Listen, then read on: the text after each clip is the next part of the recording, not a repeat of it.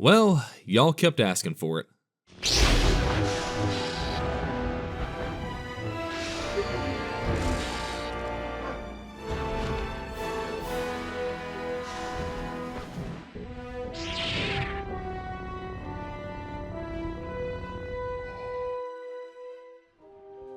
So after releasing my retrospective on the HD version of The Force Unleashed, many of you in the comments sections kept mentioning how great the PlayStation 2/Wii versions of the game were. And I'll be honest, at first I kinda just thought, oh that's nice, glad people with older hardware could still enjoy the game, and didn't really think too much on it. But y'all kept commenting, and commenting, and commenting about how great it was, in some cases even saying that this version of the game was the superior version, which really had me curious. I mean, how could a game running on older, less capable tech, outsourced and made by an entirely different company, be better than the mainline version of the game? At first I thought maybe it's all because nostalgia is just one hell of a drug, and people who say that's the best simply say that because it's what they grew up with. I mean, it seemed like the logical guess at least. Still, as I was around halfway through with writing the script for my upcoming Force Unleashed 2 retrospective, I got the comment that sent me over the edge. Once more, someone happily recalling the great times they had with the PS2 version of the game. And by that point, I had just had it. I needed to know why people kept talking about this version of it. I mean, it's just the same game with less polygons and features, right? Right? Well, those of you who have already played it are probably shaking your heads right now, because it is anything but. My original idea was just to do a 10 to 20 minute video looking back at this older tech version, talking about how it came to be and just my overall thoughts on it.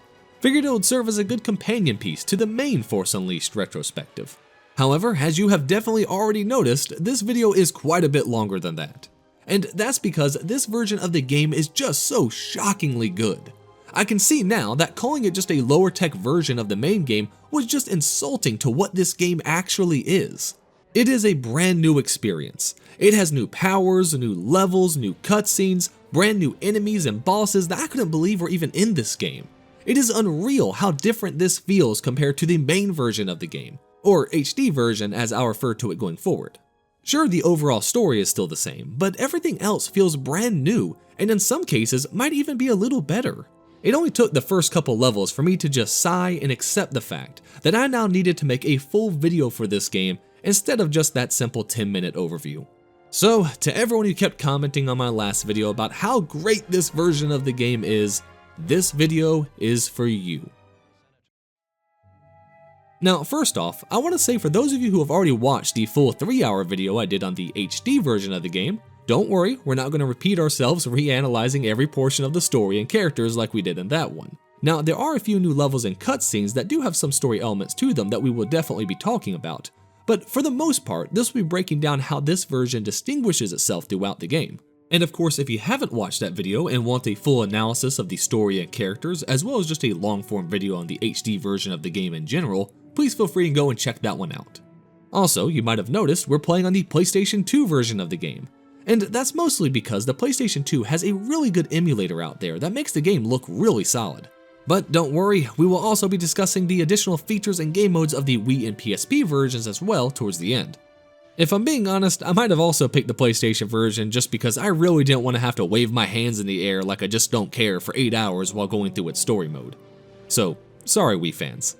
Now, this does kind of bring up something I mentioned in my first video, that a big part of why The Force Unleashed was the fastest selling Star Wars game for its time was because it was released on everything.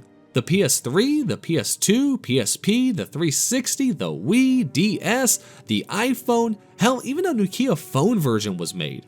Obviously, LucasArts couldn't handle creating for all these platforms at once. I mean, LucasArts was already notorious for never giving people the time needed to develop a game as is, so they would definitely have to look outside the company in order to reach this goal. Because of this, the Nokia phone and iPhone versions were developed and published by THQ Wireless. The DS version was made by InSpace, and the PlayStation 2, Wii, and PSP versions were made by Chrome Studios. It's also worth mentioning that there is also a Switch port of the Wii version that was handled by Aspyr. Now, since the HD version of the game was being developed for newer hardware, they focused mainly on pushing things to its limit, developing huge set pieces, and relying heavily on a complex physics engine that allowed for you to interact with the world in ways not seen before in a Star Wars game. Well, actually, they ended up combining 3 engines into one. The Havoc engine was the main workhorse, handling things like objects falling, being pushed around, ragdolls, etc. The Euphoria engine used physics-based simulations instead of pre-scripted animations to help the AI respond more organically to the force powers, which allowed them to do things like grab onto their friend while flailing around in a force grip. And last but certainly not least, they had digital molecular modeling, which allowed for wood to splinter like wood, metal to bend like metal, and overall just gave the world a more natural feeling, seeing things break apart in non-scripted ways. All of this came together to create a game that felt very original and fresh compared to what most people had played before, and all of these features were massive selling points for the game. Unfortunately, these were also all the things that Chrome Studio lacked. There was no way for the PlayStation 2, PSP, or even the Wii to handle what LucasArts had intended, which means they had to start getting creative. They began by developing their own in-house physics engine that could in some ways still handle the general theme of the game of using the Force to cause absolute chaos to your surroundings. They obviously couldn't have metal bending to your will, but they could add more basic objects everywhere that could break apart in a simpler fashion to still make it seem like you were destroying everything around you with your powers. And though the older tech couldn't handle things like Euphoria, they still managed to achieve a similar feel by blending simpler ragdoll effects in with pre-made animations to make the enemies react in a somewhat believable way. Much of what is done here is simply finding ways around the limitations they had, and as the old saying goes, restrictions breed creativity, which is really shown here through a lot of the game's level designs as well as the new force powers added, that we will of course talk about soon. All in all, Chrome Studios was given a hell of a task, being asked to capture the spirit of the game on this outdated tech, and not only did they accept that challenge, but they even added on to it themselves. Many people don't realize that originally a Wii version of the game was not even considered by LucasArts, and it wasn't until after Chrome had already got a lot of the work done on the PlayStation 2 version that they took a prototype of the Wii version to LucasArts to try to sell them on the idea to allow them to develop a Wii version of the game as well. Fortunately for all the people who have Wiis out there, LucasArts instantly fell in love with the idea, giving them their blessing. In the end, Chrome's version of the game sold fairly well, selling hundreds of thousands of copies in its first month alone. And given those high sales numbers, it's no wonder why so many people still seem to talk about their experience with this version of the game. But hey, why don't we go ahead and start it up from the beginning, so that we can see for ourselves what Chrome Studio somehow managed to pull off here.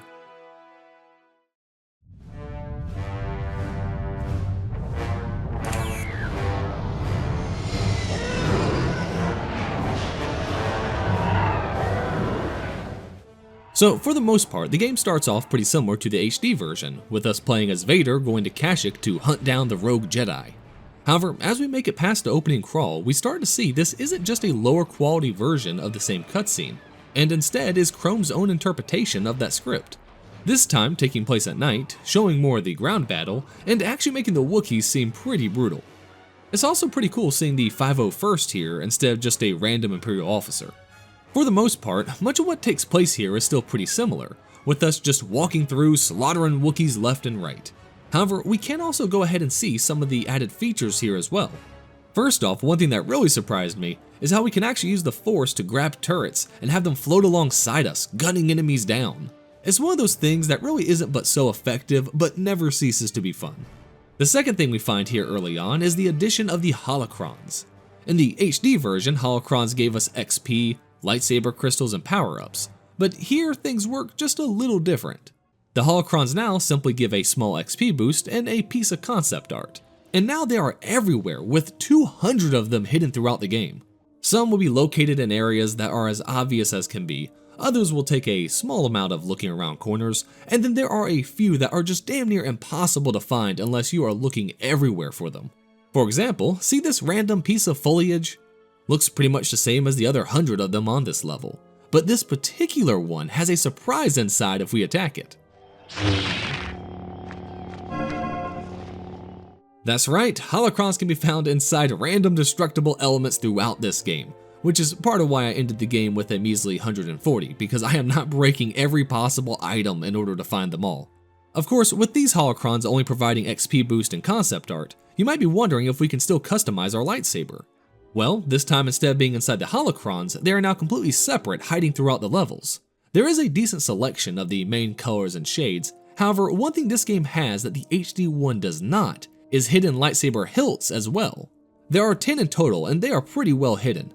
In fact, through my first playthrough, I only found about maybe 3 or 4 of them. But it is a really cool feature to have, since instead of the more cinematic cutscenes of the HD version, here it's all done in-game. So however we customize Starkiller, he'll actually appear that way in the cutscenes, which is something I have always loved when games do, especially back in the Halo 2 days.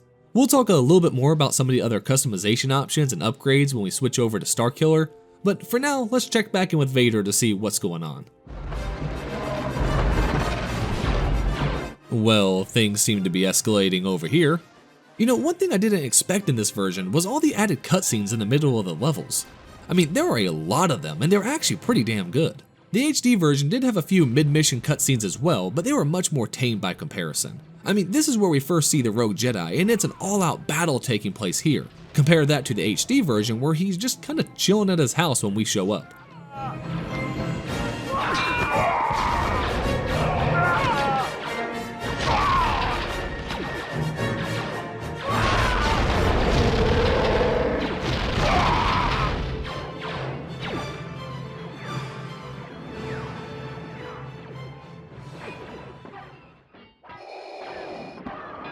Report. Yes, sir. Okay, I love these little moments of comedy just added into the cutscenes. It just adds to the charm. So throughout the game, we'll have these moments where we're stuck in a set area having to kill a certain amount of enemies before we can move forward.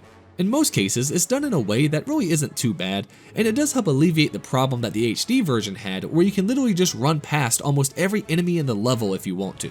And unlike other games I've played, it doesn't overuse this just to pad out some lousy runtime. Sorry, we'll talk more about that one in the next video. Anyway, after cutting down a few waves of Wookiees, Vader rips down the Rogue Jedi's house and we get our first taste of dueling in this game. To be honest, I think I like this game's version of dueling a lot more than the HD one. In that one, something always just felt off to me. Like I couldn't do any damage half the time, and most of Force powers seemed kinda useless since they could just negate Force grip or push. Here, Force push sends them flying, and many of our combos can break through their guard pretty well. A lot of the times they do little damage, but the action itself has a lot more feedback in this one. Sure, throwing someone might do very little, but seeing them get slammed into the wall just feels really good. Now, as you probably already figured, at the end of each boss fight, we once more have our QuickTime events. They aren't as showy as the HD version just due to the lower quality specs, but it does do one thing that I think is far better. One of my only real complaints about the QuickTime events in the HD version was how they never really felt as tense as they should have, and that's because they never actually mattered. Who cares if you press the wrong button? Just try again, and again, and again, and again. I mean, even if your controller disconnects, you just sit there getting slapped around in the same scene until you finally get back. My suggestion in that video was to add some kind of penalty to failure, and that's exactly what they did here. If we mess up and press the wrong button, instead of us just getting another chance, it throws us right back into the duel, with the boss gaining a small amount of health back as well, causing us to have to whittle that down again to get another shot at that finisher. And given I'm an Xbox sort of guy, I wasn't exactly used to the triangles and squares popping up on screen, causing me to definitely miss a few, which is kind of embarrassing when you realize they actually have them pop up on the screen in the same locations they are on the controller, so yeah. Point is, I love this change, and those moments where I missed a button at the tail end of a combo and had to keep fighting through really made each time doing them feel way more intense.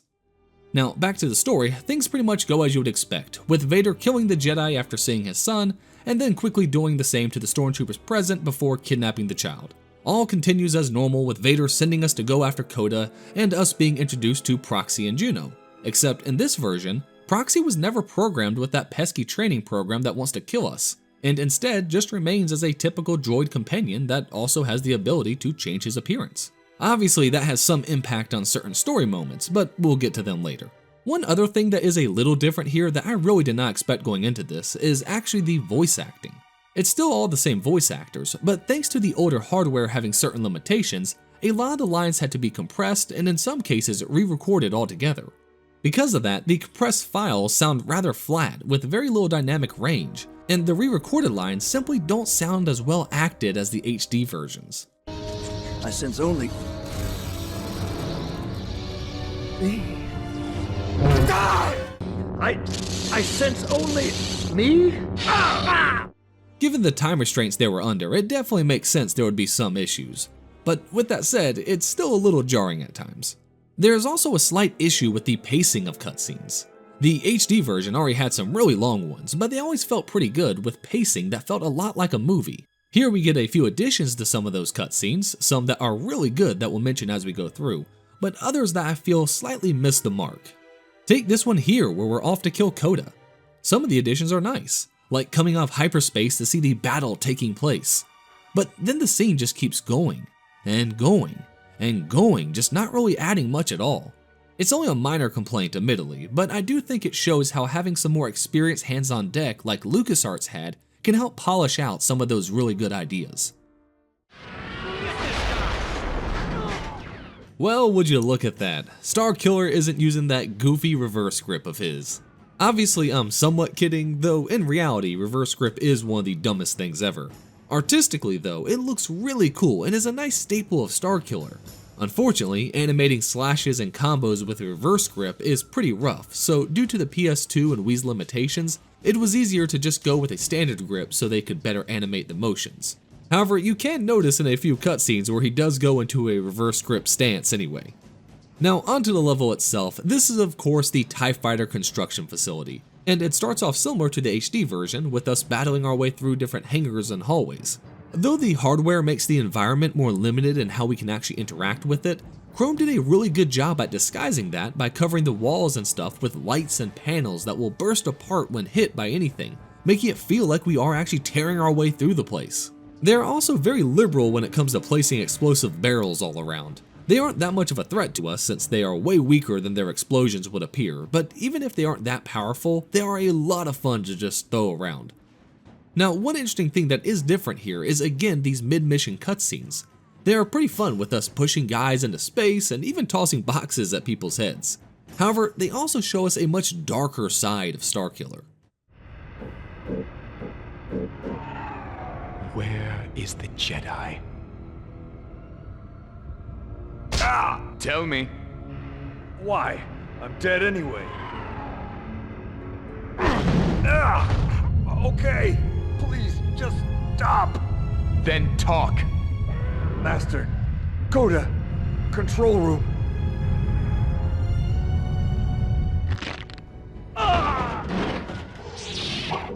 Well, damn, man. Pretty much any time Starkiller interacts with someone mid-mission, it gets pretty dark. And that comes with some positives and negatives. On the positive side, early on here, this is sort of how he should act as a servant to Vader. It serves to show us that yes, he is a bad guy right now. However, the problem comes in after we hit that point in the story where he starts second-guessing things and starts showing some signs of uncertainty. In the HD version, there is this natural progression from minute one of them showing us that he isn't inherently evil. From him seeming hesitant after killing Paratus, to just his overall demeanor when he starts going undercover to create the Alliance. We see that he is simply doing what Vader asks, and when he sadly tells Juno that he is just Vader's slave, we sympathize because we have seen those cracks in his dark side facade. Here, however, throughout the game, even after his start down to light side, he has no problem in killing those who surrender or choking people out for information, which does undermine some of that sympathy we might have for him. Luckily, those scenes are pretty awesome, so I have a hard time criticizing them too much. So you remember that cool set piece where we had to use the TIE Fighter wings to climb up the facility? Well, obviously that is a bit too much for this engine to handle, so instead, moments like those get turned into these little pseudo cutscenes. It works well to still show off the power of Starkiller without interrupting the gameplay too much, and is a good compromise.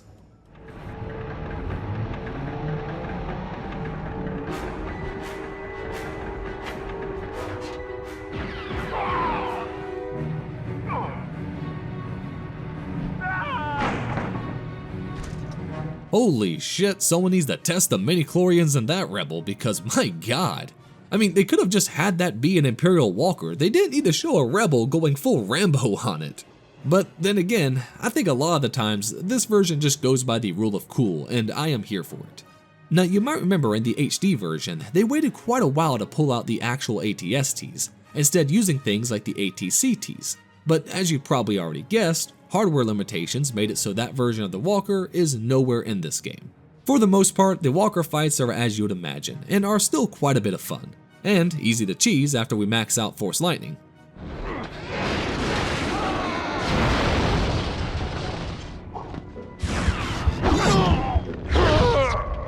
Oh no, I died, and now I have to start all over. Wait, what's this? That's right, for some reason they made it so death carries no real consequence. You just kind of respawn after losing a few XP and pick up where you left off. Not how I prefer things, but I think it was done because of the fact that this version has no difficulty settings. So it had to be designed to be challenging while still giving a path to lower skilled players. Another difference they have here is that unlike the HD version, you don't get health from killing enemies, and instead you get it through these health packs that are scattered throughout the level. This can have the unintended consequence of discouraging really aggressive playstyles, and is why games that wish to encourage aggression usually reward it with health or some other incentive. Here they try to do that by having your XP multiplier go up if you can chain your hits without taking damage, so there is that at least. There really aren't that many sections that should cause most players that much trouble, unless you do what I did there and just kind of run around like an idiot to see what would happen.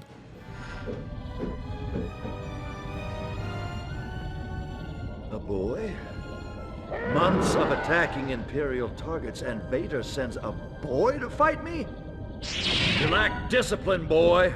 So the fight with Coda here is pretty close to the HD version, except it lacks that awesome scene of us falling through the atmosphere still fighting it out. What it does have is a lot of these clashing moments where we have to button mash our way through. These clashes also existed in the HD version, but they happen way more here. I'm talking like 10 times a fight at least. However, they are probably the best opportunity to get some actual damage in, which is good.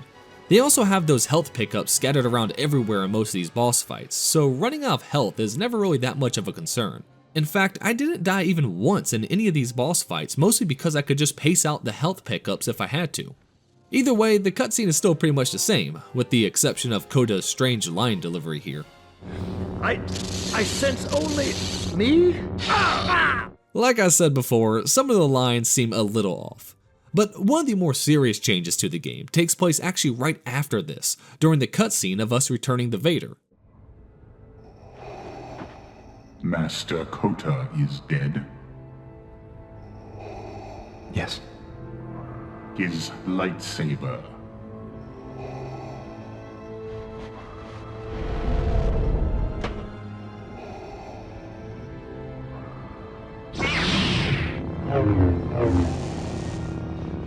You lack focus.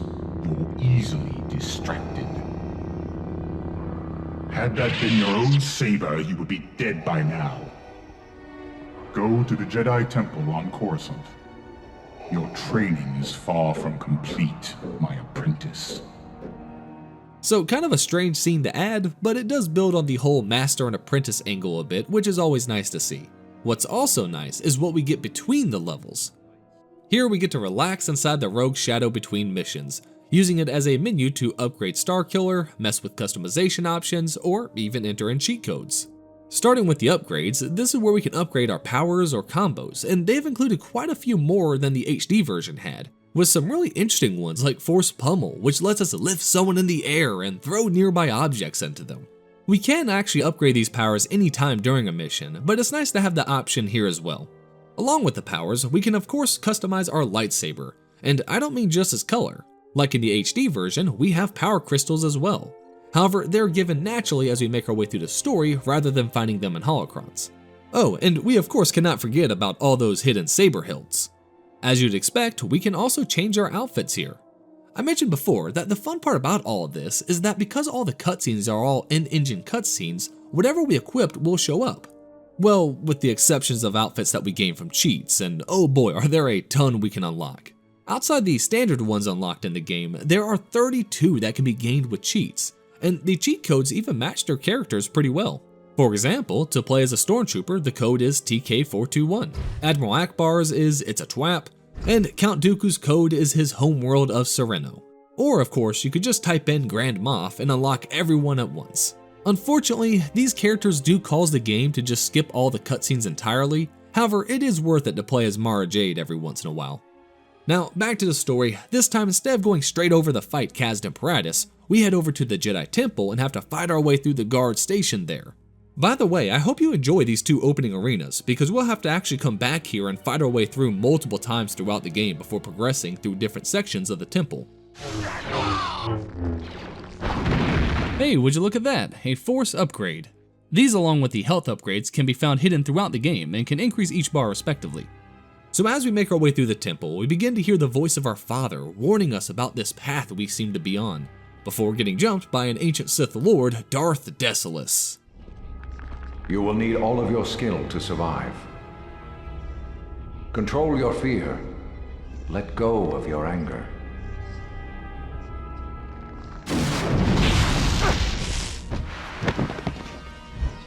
1,000 Jedi died cursing Darth Desolus. Now you too will scream my name. Now, according to Wikipedia, this is nothing but a hologram training simulation that was in the temple, which seems sort of unlike the Jedi in my opinion, since they were kind of notorious for keeping information on the dark side secreted away from 99% of the Order. And I feel like fighting a Sith Lord as powerful as Desolus, who keeps screaming about how it took the entire Jedi Council to take him down, would pique some people's interest in learning more about the dark side. Since later we will return here to fight actual dark side visions, my headcanon is this is just that. A dark spirit that was given new life, so to speak, thanks to the wound created in the Force after Order 66, that has sensed Starkiller's power in the Force and has shown himself to him in the same way that Sith spirits sometimes are known to do. Don't forget, before Disney came around, Force spirits were relatively common among both the Jedi and the Sith. However you look at it, it's a fun fight, and seeing someone use a lightsaber and a shield is pretty awesome.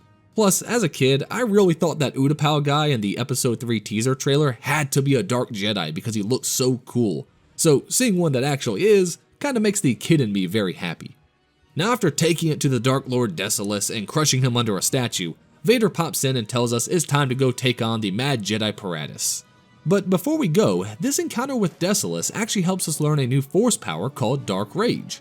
It's pretty helpful if you prefer lightsaber combat and are okay with draining your Force meter for a temporary damage boost. It's a fun power to mess around with, and one I use quite a bit in the next level on Raxus Prime.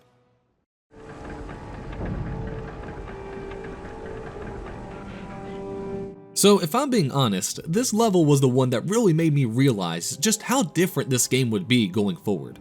The TIE Factory was different, sure, but it was still pretty much just a scaled down version of the HD one, while Raxus feels entirely different, and the changes are here right from the start. First off, instead of fighting through roided up Rodians for a while, we instead instantly come across some of Paratus' droids. And this time, they actually look like droid parts possessed by the Force instead of just random scrap metal held together. They even have a few new droids here as well.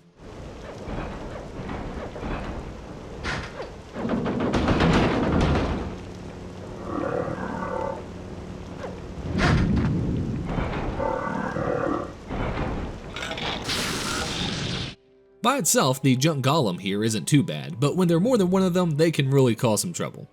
Eventually, we do find some scavengers fighting some of the droids off, and as you would probably expect, we just start slaughtering everyone. That is, until a new enemy appears. This time it is a junk behemoth, a pretty interesting little mini-boss here that can actually use its chain arms to hit us from afar.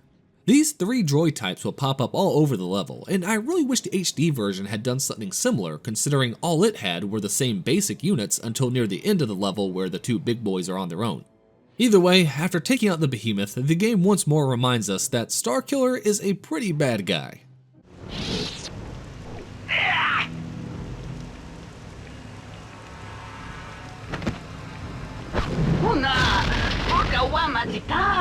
Speak.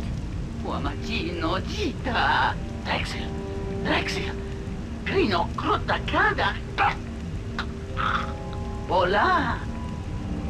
see.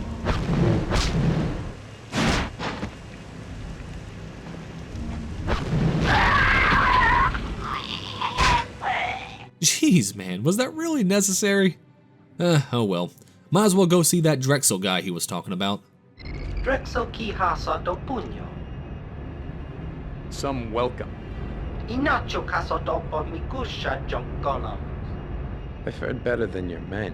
Haha, kiponya. Graracha kono wi soto grando krani. Tarando nos wi wana hoto.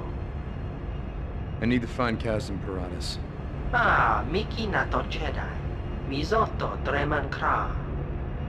Joko Siku. There will be no negotiating. Jochi, Wenso. Wanta Nocho, Johnny, Rika-san.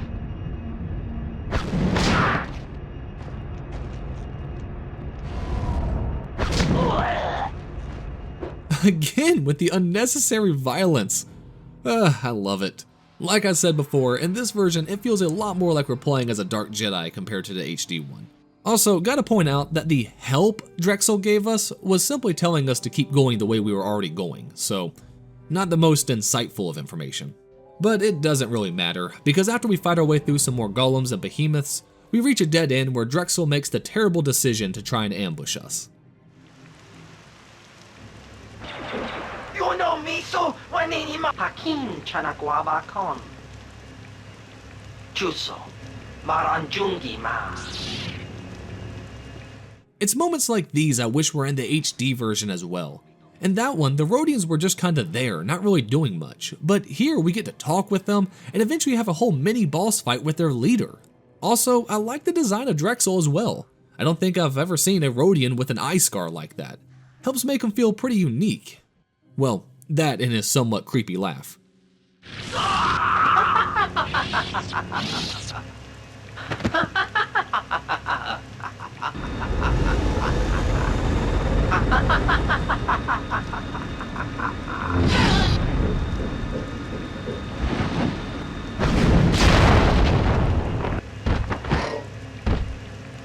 Good lord, talk about overkill.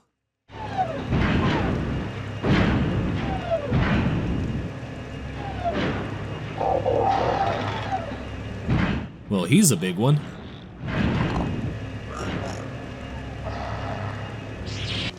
And he's gone. Gotta say, that kinda confused me playing through this. I thought he'd just despawn somehow, and it wasn't until we fought our way inside that I realized that this is Kazdan Paratus. Well, sort of. You dare invade the Jedi Temple? You dare challenge the Jedi at our home?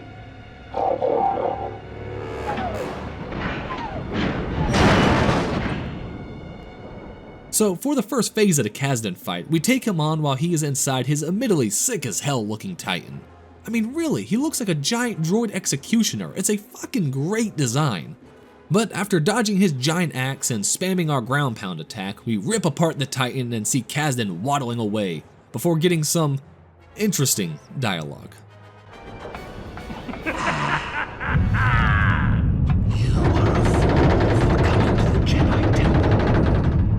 After I kill you, I'm going to tear down this temple. Is it just me or did that sound nothing like Sam Witwer? After I kill you, I'm going to tear down this temple. So here's the thing, as I said before, some of the dialogue sounds different due to compression. However, when looking up its development, I found a few old websites that mentioned that at times they did use impersonators if they wanted extra dialogue and were not able to get a hold of the original actor. Now, I couldn't find out whether or not they used any for the central cast of characters or if they just used them for random enemies, nor could I find any modern sources that actually back these claims up. However, line delivery like this does kind of make me wonder. With that said, it could also just be from a rather poor recording session early on in development that was tossed out of the HD version, so never re-recorded properly. Who knows? Either way, we are now actually fighting Kazdan, and he is still as mad as ever.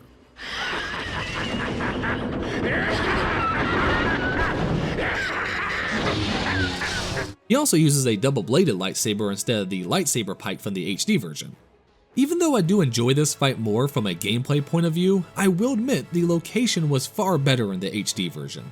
It was so much fun fighting in a recreation of the council chamber with little garbage Yoda watching over us, and it sold Kazdan's fall into madness quite well. While here is... well, actually, I don't exactly know how this is supposed to resemble the Jedi Temple at all, if I'm being honest. Now, one strange choice here is how they remove the Force explosion from Kasdan as he dies. And really the whole scene seems to kind of be lacking that slight moment of conflict in Starkiller. In the HD version, this was one of those moments where he first seemed somewhat unsure over what he had done, and part of that was watching Kasdan die and his Force energy leaving him. Starkiller was taken aback for a moment afterwards, while here he just kind of lightnings Kasdan to death and just walks on out. I'm sorry, Masters. I've failed you again.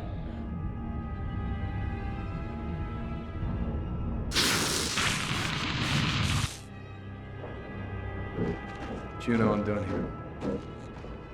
Again, changing moments like this does somewhat undermine his eventual transition to the light, but we'll talk more about that later. For now, we talk to Vader, who says, "Good job, but now I want you to go back to the Jedi College to gain a little knowledge," and we find ourselves once more over at the temple on Coruscant. The Emperor has decreed a quarantine. Stop and prepare to be detained. It's good to see the Emperor sent over some new temple guards. Speaking of which, how has no one told him that there is a dark Jedi walking into this place every so often causing a mess? I mean, I know he technically already knows about us, but Starkiller doesn't know that. And yet he has no problem popping on by and ransacking a place that's only a hover taxi away from old Papa Palps. Just seems like a bad idea is all. Anyway, we find our way over through the same entrance as before until we see a door open up that sends us over to the records room, where we hear another message through the Force from our father. It is not too late. Do not blind yourself with anger. Search your feelings for the truth. These moments right here are really nice to have included. Starkiller's relationship with his father is only once brought up in the entirety of the HD version and then never really mentioned again. While here, thanks to these temple levels, it comes across like our father is actively trying to reach through and break Vader's hold on us. But for now, we continue to press forward over to the Jedi Library, where we find... Juno? You have much to learn. What? The scent of your feet is intoxicating. I'm going to enjoy this. Hello, what have we here? This is Darth Phobos, an ancient Sith Lord that was known for her cunning and ability to manipulate others. Because of that, she does some real mind freak stuff, like teleporting away, making clones of herself, and messing with our controls. Just a lot of fun stuff. And it clearly is messing with Starkiller's mind as well. You are not real! This is all a lie! Same as with the Decimus fight, it's a really fun boss, and I really enjoy how she tries to manipulate Starkiller into not ending her.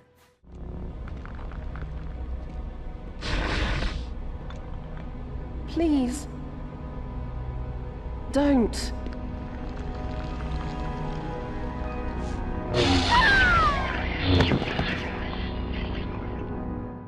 Afterwards, Vader shows up telling us about the seemingly immortal Shakti, and we head off to Felucia to find her. But before we do, there is a particular change they made to the dialogue that shows up here. Yes, my master. I hate being him. I think he does too. So this line in the HD version takes place far later when Starkiller is building up the Alliance, right before Juno finds out he's still secretly working with Vader. It works well to show him becoming less enamored with Vader as a master and shows his ability to now see through to who Vader truly is. Now I know some of you are probably thinking, who cares, it's not like it's that big of a change anyway. And you're 100% right about that. It isn't a big change.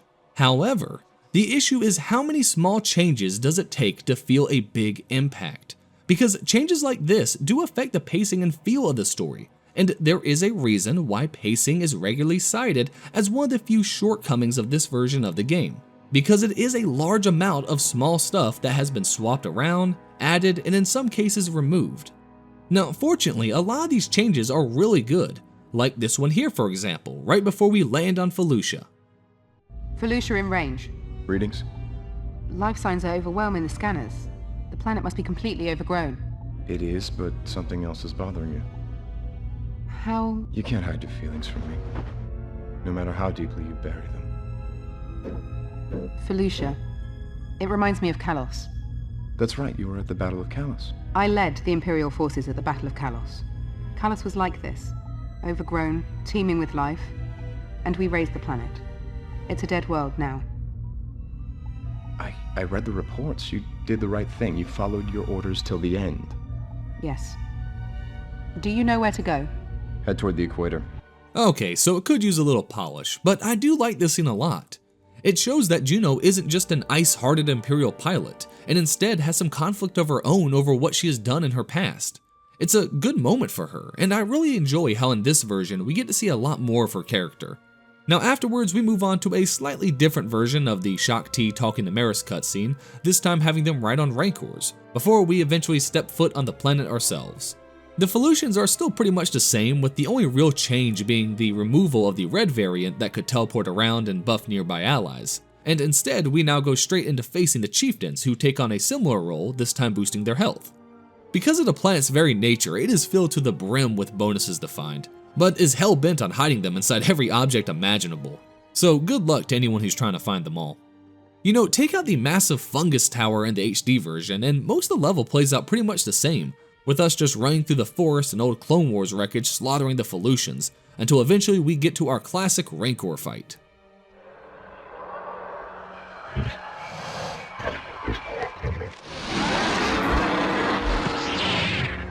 Unlike the HD version, we can't just run past them this time, and instead are stuck in this arena until we've bested the both of them.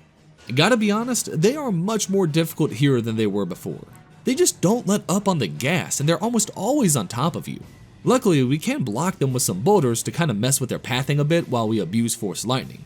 And then of course we can move in for that finisher.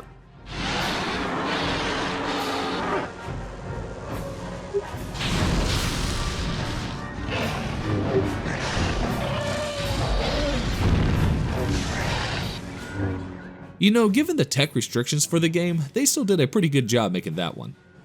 After running around picking up some collectibles, finding a new lightsaber hilt, and being confused for way too long as to why we couldn't enter this area over here, spoilers, that's for later in the game, we move on and eventually run into Shaak Ti. You knew I was coming, now surely you know what happens next. I know the Emperor will be defeated. I know peace will be restored. No! It is the Jedi who stand in the way of peace!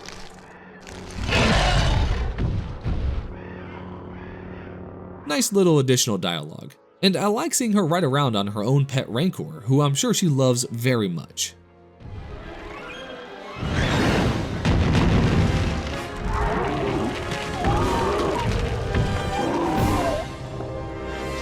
Are you prepared to meet your fate?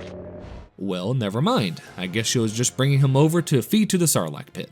So as you might expect, this fight is rather toned down compared to the HD version, and really doesn't do anything that different that's really worth talking about. But thanks to the good gameplay, even a basic fight like this is still pretty fun. They did do a really good job with the finisher here though, still including the whole running across the tentacles and using lightning on the entire Sarlacc pit. Now afterwards, things pretty much move on one-to-one with the HD version. Shaak Ti does the great leap backwards, Vader stabs us in the back, the Emperor gets off on some torture, and we get spaced. What I did not expect was the following level, or lack thereof. You see, in the HD version, after Vader recovers us and tells us our role to form an alliance to distract the Emperor, we fight our way over to Juno for us all to escape the ship before Proxy tosses it into the nearest star.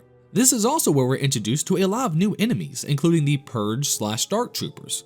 Here, this is instead just a cutscene of us grabbing Juno and flying away. Kind of a strange mission to cut, but when they added like 5 other ones, I guess it's no big deal. Plus, in the HD version, it was a rather short level, with the only real payoff being the Dark Troopers, which this version doesn't have anyway. I do like how in the cutscene of Starkiller telling Juno he wants to go and look for Coda, Juno just doesn't randomly guess it, and instead they have Proxy turn into him to prompt her to ask about it. Also, we get Tank Top Juno for the rest of the game, so nice. Now, if you remember in the HD version, Starkiller said this. Well, let's hope he was right. Head to Nar Shaddaa. And yet, we never get to go there. Well, in this version, take a guess as to where we're headed next.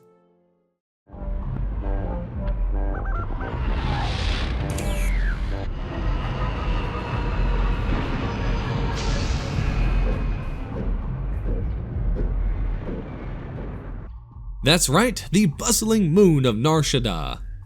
Well, not so bustling due to console limitations, but still.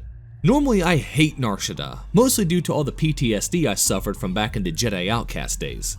However, this one doesn't do anything half as bad as that, and it is interesting seeing this place during the daytime, considering pretty much every other time we've been here it always seems to be at night. Now, this mission starts off a little different from the others, with us running into the local bar to politely ask them about the whereabouts of Coda.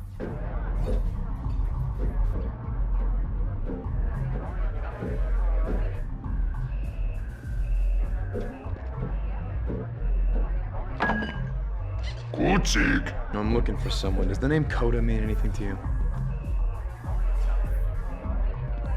Tell me if you know Coda.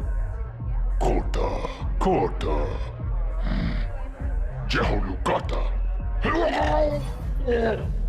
Does this ring a bell? My Picasso! Too late. Where's Coda?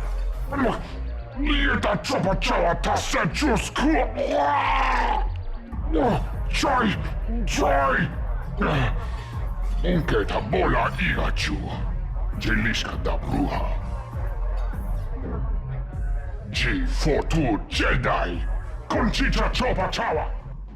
You know, I like the fact that Mind Trick is one of the few staple force powers that we don't have access to in the first game, and it's also the only power that Starkiller ever fails at using during a cutscene.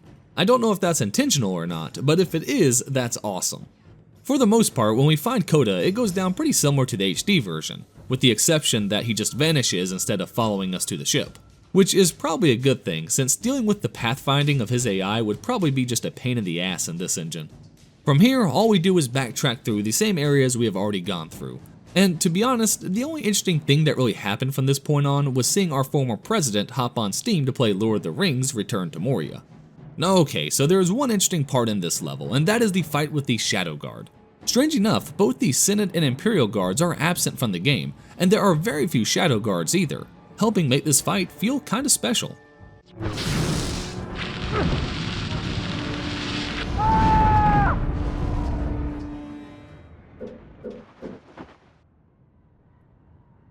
Well, it's a fool's errand, boy.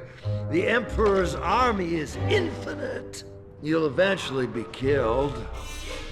Or worse. And nothing will have changed. But wouldn't you rather die on your feet than drown in some cantina? I don't know. But I do have a contact in the Senate who could use your lightsaber. Where's your ship? I like how they made Coda seem even more like a drunk in this version. Also, we can now see him in the Rogue Shadow between missions. If only Master Windu was here. Speaking of missions, we are actually going to be moving right along to another unique one for the game.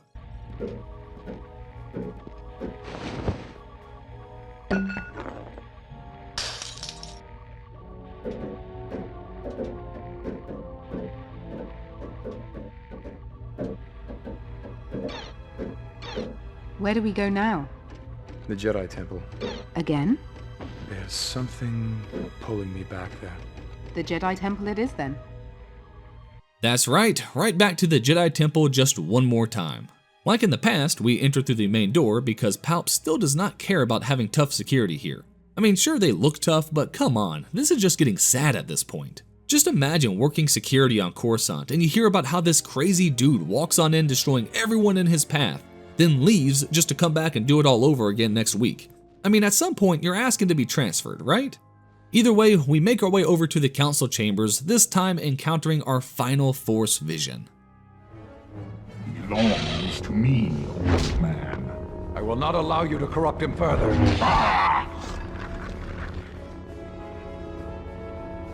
I am guiding him toward his destiny. And I'm saving him from yours. You don't need to fight me. You can still turn away from the dark side. The dark side is all I have. Okay, now this is some excellent bonus content. As I said earlier in this video, the vision of our father in the HD version always felt just a little half-baked, since there was no real build-up or follow-up to it. While here, every time we have entered the temple, we have heard our father speak with us, building up to this moment. Also, I really love when Vader says, "I am guiding him to his destiny," for our father to simply reply, "And I am saving him from yours." It's a fantastic line that does a great job at alluding to the dark side ending of the game, where we truly do become like Vader. This fight here is also pretty great, in big part due to the arena. I can see now why the Kazdan fight wasn't in his council room, since it would have been too similar to this right here. And it's pretty awesome seeing the city in the background as the sun sets in the distance, similar to when Anakin stood here and had his conflicted moment on whether or not to interfere with Palpatine's arrest. Overall, it is an excellent way to end the Jedi Temple sections of the game, and to start planting that seed of doubt in Starkiller's mind when it comes to the dark side. I never wanted this for you. I never wanted any of this for you. I'm sorry, son. Father?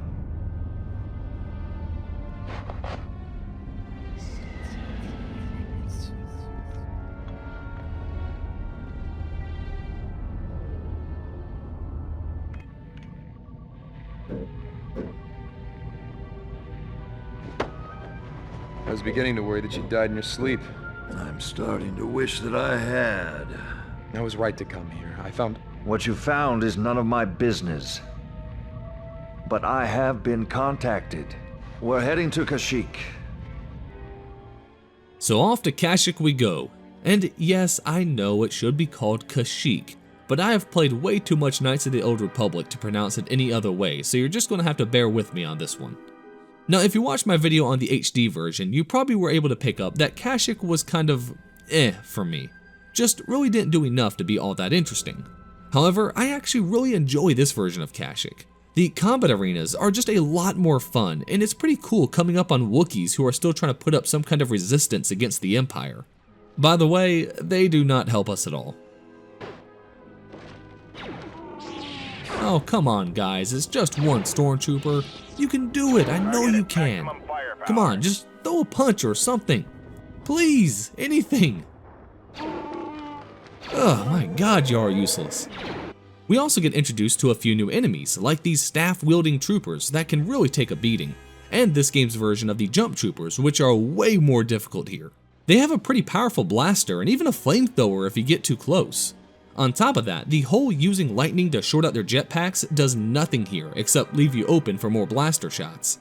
They were pretty much the only enemy that could consistently take me down even when I was trying to take things seriously. I probably should have invested more into saber throw to help against them, but oh well.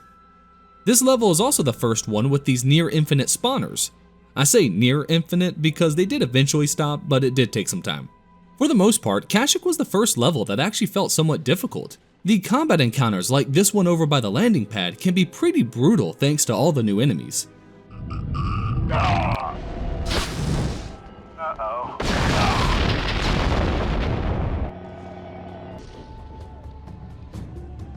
Close the doors.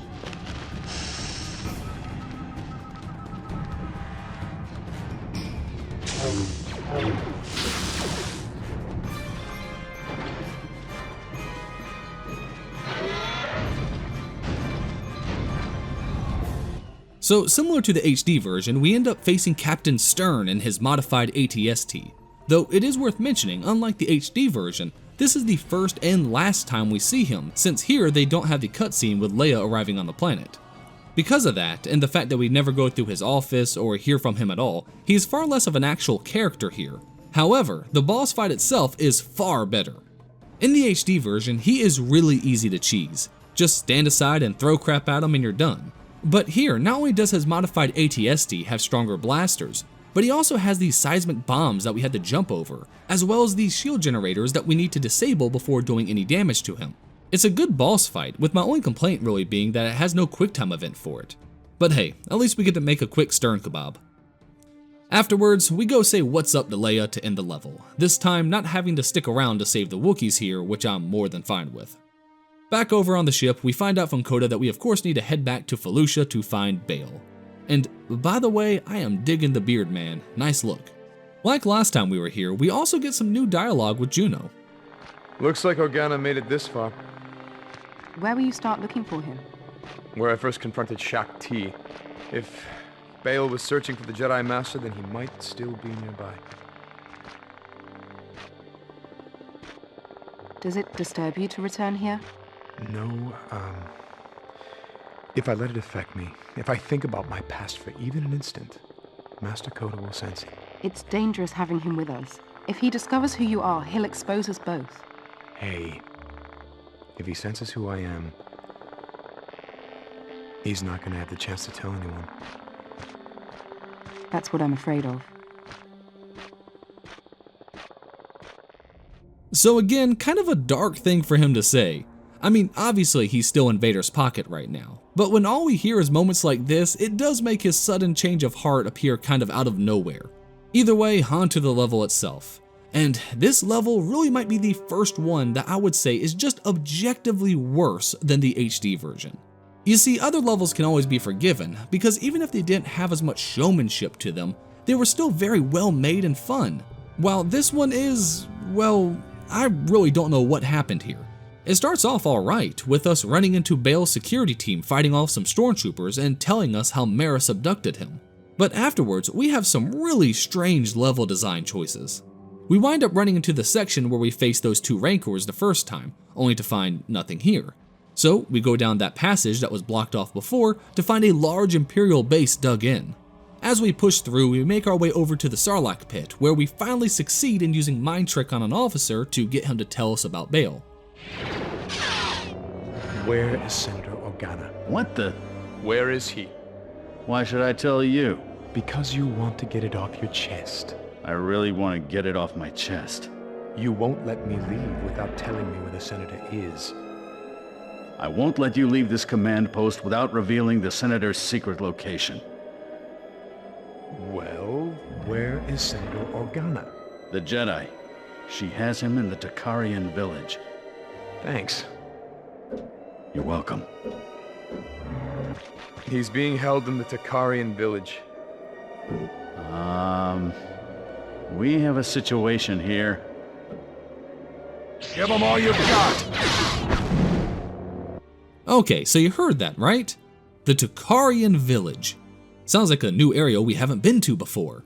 So we backtrack through the Imperial base to the arena where we face those two Rancors, and wait a second, why is Bale here? This isn't a village, and on top of that, we literally just walked through this area a minute ago. Where was he then? What was the point in all of that?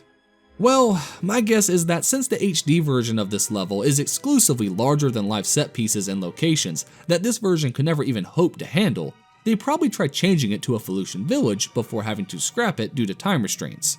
Again, that is just a guess, but it's all I got to explain it. Either way, the fight is pretty similar, with us first taking on the Bull Rancor, except this time without Maris helping him. By the way, the QuickTime event here is pretty crazy, with us actually jumping into his mouth in order to cut him up. It's just ridiculous. Afterwards, we chase Little Miss Hot Topic further into the forest before finally catching her, and just really beating the hell out of her. I think they knew they really didn't have much going for her because all she does is summon regular Felucians and one Rancor, and does none of her teleporting or invisibility stuff.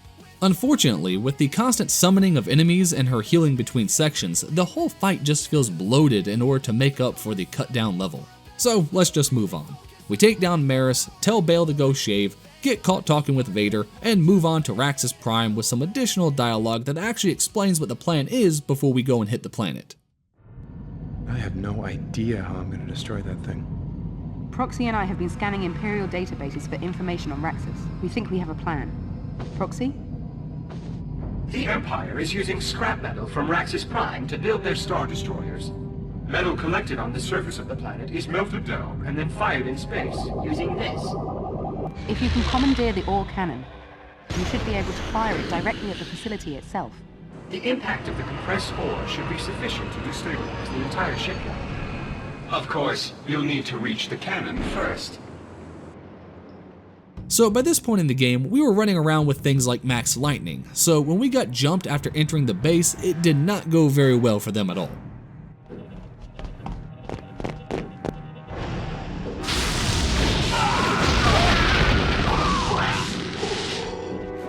Just like in the HD version, all problems can be solved with just a little bit of lightning. So this version of Raxus is quite a bit different since we pretty much start right next to the facility, giving us far more Imperial designs to fight through.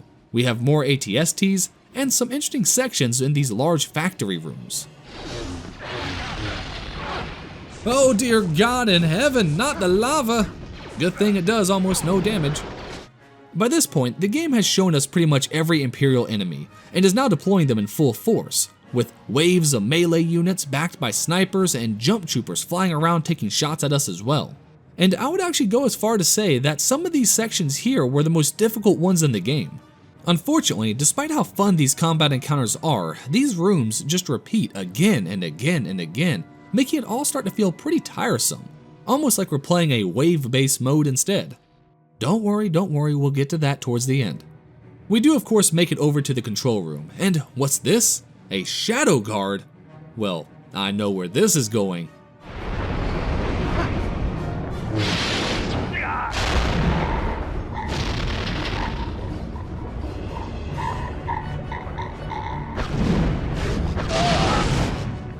Oh, okay, I guess I don't know. You see, unlike in the HD version where Proxy shows up to fight us, here Proxy was never given that directive, so instead it's just a normal shadow guard. I don't know how I feel about the change since the whole Proxy fight was nothing more than just fan service anyway, but it was really fun fan service, so yeah, I'll leave that one up to y'all. Another change here is how because the older hardware couldn't handle us ripping down a Star Destroyer all on our own, it is instead just shown as a cutscene, which makes sense. You did well out there, boy. Word of your victories against the Empire is starting to spread. Good. Then we should contact Senator Organa and start planning our next attack. I'll handle that. In the meantime, I've set up a meeting with another Imperial contact, Senator Garm Bel Iblis. He's a firebrand in the Senate with no love for the Emperor. He wants to discuss an alliance. Let's plot a course for Cloud City. So it looks like now we have to go find Garm Bel Iblis. You know, I always thought it was kind of funny how he just shows up in the HD version with no real explanation for who he is. I mean, everyone knows Mon Mothma, so she's fine, but unless you've read some of the more old school novels, you would know nothing about Garm. So it's really cool getting a chance to meet him in this game. It's beautiful. What do you want me to do? Well, you'll need to get in touch with Lobot. Who? The city's chief administrator. If Garm is down there, he'll know where to find him. Oh look, Ugnaughts. Gotta keep that tradition going.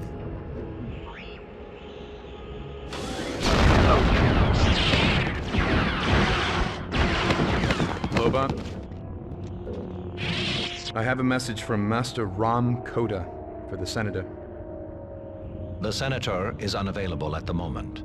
The entire city has been overrun by criminals.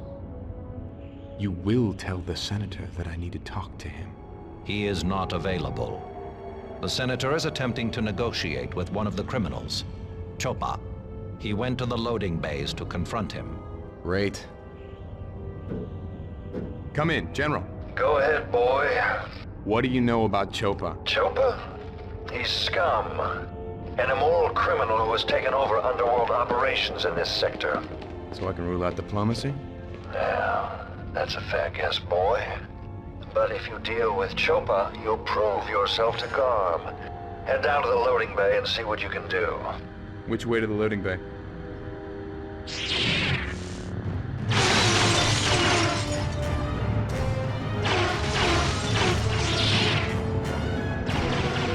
So Cloud City is probably the most interesting level in the game for me.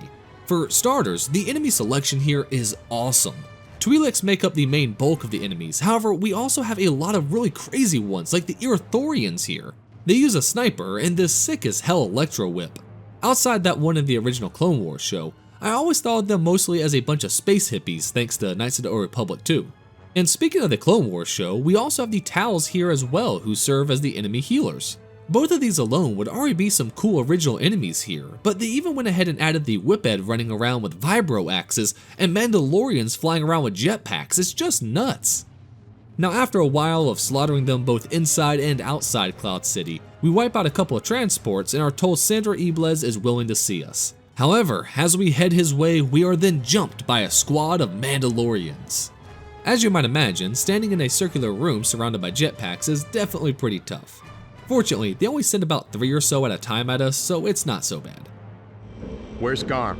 Chopa has sent bounty hunters. Senator Bel Iblis has been captured by one of them, a mercenary named Cleef. Coda, the Senator's been captured. I'm going after him. Of course, the Senator has to be captured. Oh well, I guess it's time to go save him and the good people of Cloud City. Hey, okay, my bad. What you doing there? I hear that you've acquired an important Imperial Senator. Holy shit, it's a Gungan. Yes, I got the Senator, but Boss Choppa has him now. Not so funny. Sir, prepare. You sir gonna die. My god, did they really manage to make a Gungan kinda scary? I mean, that is an amazing accomplishment that mostly comes from that great character design. Also, pretty cool idea having him be a mechanic working on his own custom war droids. Oh, and by the way, the voice actor for Cleef here is also the voice actor for the one and only HK-47. My thoughts exactly, Master. One dead organic meat bag coming up. Yep, that's right. This mad Gungan is voiced by Christopher Tabori, who also voices Darth Desolus from earlier, and Senator Iblis, who we should probably hurry up and go find.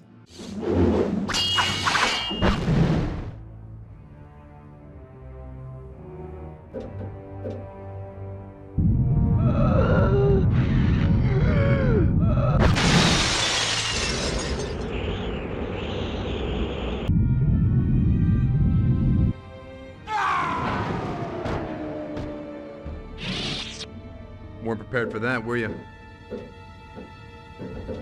Prime the ship for launch. I'm going to find Chopa and the Senator. Let him go. The Jedi. I was hoping you'd come.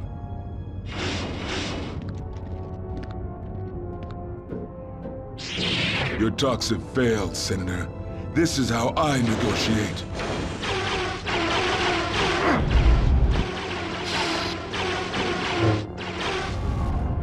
So Choppa here is voiced by Billy Brown, who, sticking with KOTOR, also is the voice actor for Jedi Master Zez Kyle. His fight here starts off pretty normal, with him running at us with a staff while a couple other Mandalorians back him up. However, it's what happened after we took down those Mandalorians that really had me shocked.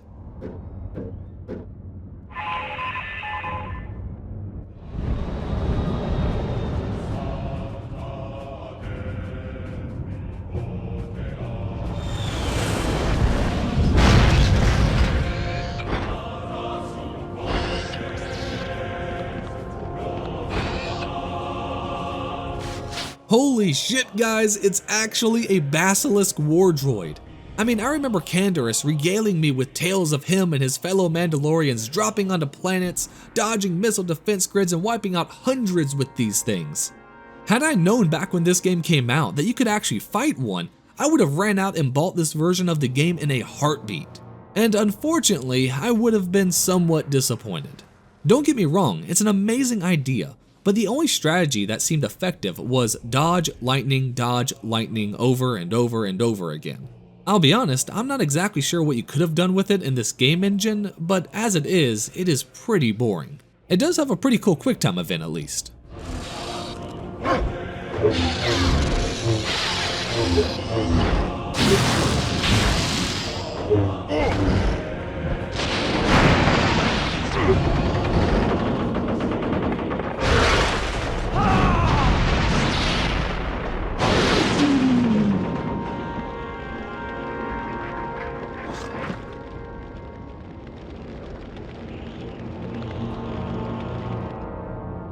Obviously, even after all of that, we still gotta fight Choppa man to man. But after cutting him down, we finally earned the respect of Senator Iblis.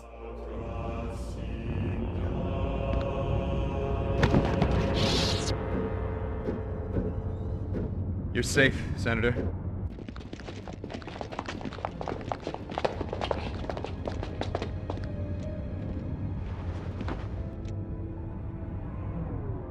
Thank you, my friend. I come on behalf of... General Coda, I know. And I know about your plans for rebellion. Are you with us? I've spoken out against the Emperor too many times. He's issued death warrants against me and my family. Of course I'm with you. We'll need to meet with Bale and the others to discuss our next move.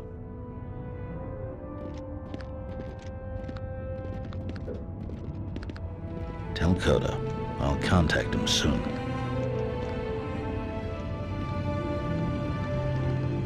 Juno, I'm heading back. See you soon. So just like in the HD version, we head off to start the rebellion, before getting interrupted by Vader, who, surprise surprise, lied to us about his intentions to kill the Emperor. I lied.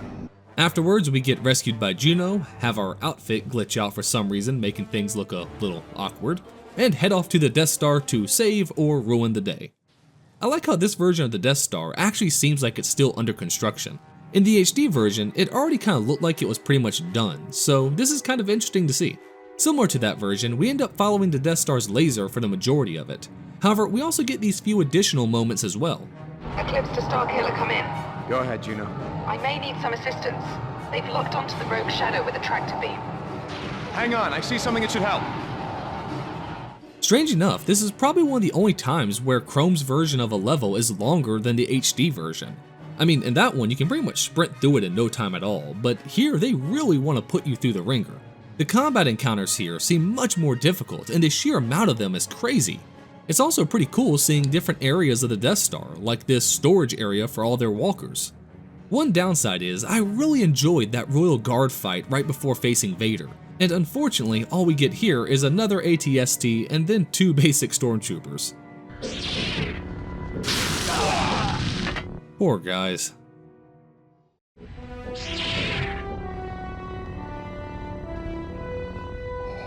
Lord Vader. Dear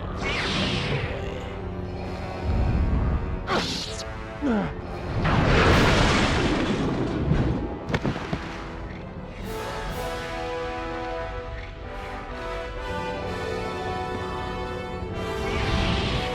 So we are finally here. Just like in the HD version, we start with a fight with Vader. This time it's not as gimmicky as the HD version is, which I really like, and instead is a more straightforward duel that is a lot of fun. One of the best parts about it is the more damage we inflict upon Vader, the more his armor and helmet will start to break apart. It feels very natural as the fight progresses, and it's pretty rewarding when you land that hit and see his helmet get knocked away. The QuickTime event isn't as over the top as the HD version, but still not bad. And afterwards, we get to have that same option of ending the game on the light or dark side path. For the light side, we of course face the Emperor, this time with him actually using a lightsaber, which I think is a lot better gameplay wise. He isn't as tough as he is in the HD version, but it's still a good fight to end on. Well, so long as you don't choke at the ending like I did during the QuickTime event. Ah, come on, motherfucker. Obviously, after the fight, we stay behind and die, quote unquote, to the Emperor as our friends escape and start the rebellion. Now, the alternative has us fighting Vader again, and it's pretty much the same as it was before, and just kind of a way to end a game if I'm being honest. The dark side ending, however, does seem to tone it down a bit compared to the HD version. Some of that, of course, has to do with the less cinematic feel due to the limitations, however, some of it is by choice. Like having Starkiller run away with Coda as the ship crashes on both of them, instead of him laying defeated looking to the lifeless eyes of those he had failed. Removing his muffled screams of pain on the operating table is also kind of a strange choice, but then again, maybe the compressed voice files just sounded really off or something. Either way, that's it for the campaign, and if you only had the PlayStation 2 version, that's it for the game as a whole.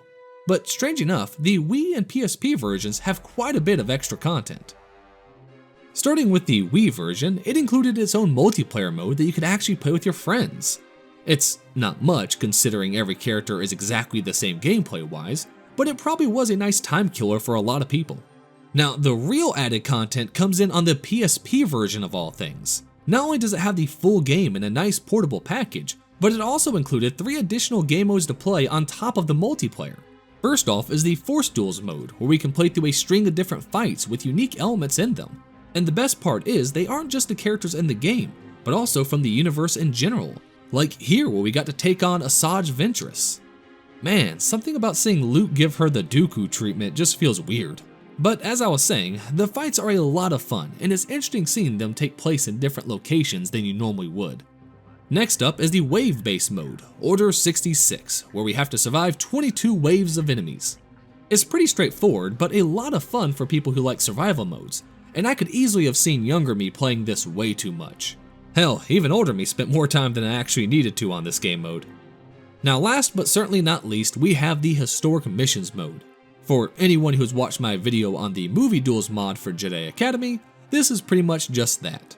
We can play through a few of the classic fights throughout the saga, and while most of it is recreating the original moments from the movies, they of course at times have to include that Force Unleashed spice. I really have no idea why they couldn't add these modes on both the Wii and PS2 versions of the game, but because of them, the PSP version is possibly the best version out there, which is very surprising. So the question still remains, is Chrome's version of the Force Unleashed better than the HD version directly created by LucasArts?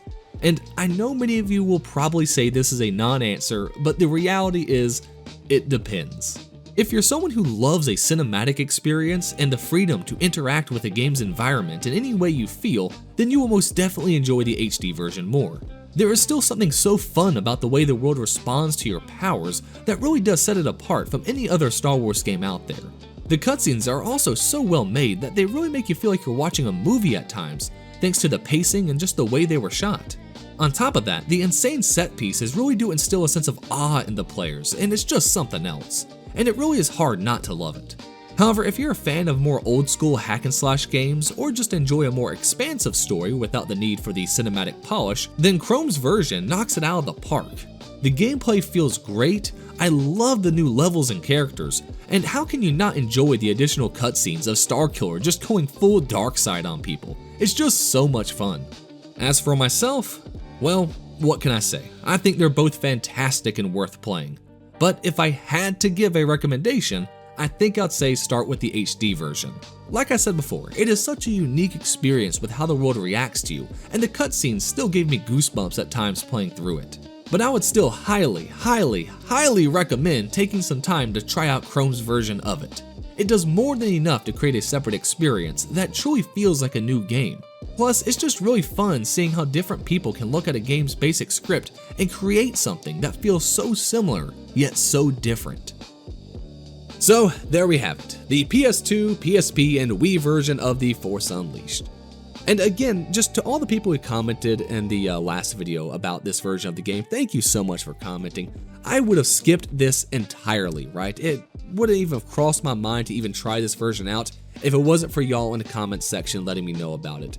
I mean, again, I was already halfway through with my script for the Force Unleashed 2 video, and oh boy, I have a lot to say about that one. I mean, I'm just chomping at the bit to talk about the game because there's so many thoughts, and if I even get started on even a fraction of them, it's going to take me probably an hour in itself, so I need to stay away from it. But point is, I have a lot to say about that game, so I was very reluctant to stop that script in order to play this one. But again, after playing just a couple levels, it was clear this is its own experience, this is entirely its own thing, and it needed a full video made for it. Just absolutely outstanding. Just an outstanding job by Chrome. Again, I think I personally still enjoy the HD version more because I kind of like the more sandbox feel to it, as well as I am a sucker for good cinematics as well. But it's still just a fantastic game. Everyone should go out there and try it. If you have a copy of it, however you obtained your copy of it, there's plenty of emulators out there to play it. It's a lot of fun, just a ton of fun. And again, there's a port for the Switch as well that uses the same version. So go check that one out if you have a Switch. Point is, totally worth it. Thank you so much for commenting to get me to play it because again, just so much fun. Also, in that last video, I of course made an announcement saying that me and my wife would be expecting our third child soon. And what do you know? Little Elizabeth got here the day that video went live. So to all of y'all who, were wishing congratulations in the comments section, I really do appreciate, truly from the bottom of my heart, I really do appreciate it. It is an absolute blast over here. You know, we got 3 kids now. My other 2 kids absolutely love, you know, a little Elizabeth too. It is so much fun. It is so rewarding. And I'll just say this to all y'all out there. There is nothing better in this life than getting married and having a bunch of kids, all right? I'll tell you that right now. Just get married, have a ton of kids. There's a reason why God made it so fun to do, okay? It is just an absolute blast having, you know, this many kids at the house. It's busy, don't get me wrong, very busy. So if I am slow at responding to some of the comments, just be understanding. But just is so much fun. I'm loving every second of it. You know, 3 kids, all very young, just running around the house. It's just an absolute blast. And to everyone again who is wishing congratulations, I really do appreciate it. Thank you so much. Now, if you can, maybe send over some prayers too, because now we're officially outnumbered 3-2. But again, it is so much fun. Me and my wife are so excited.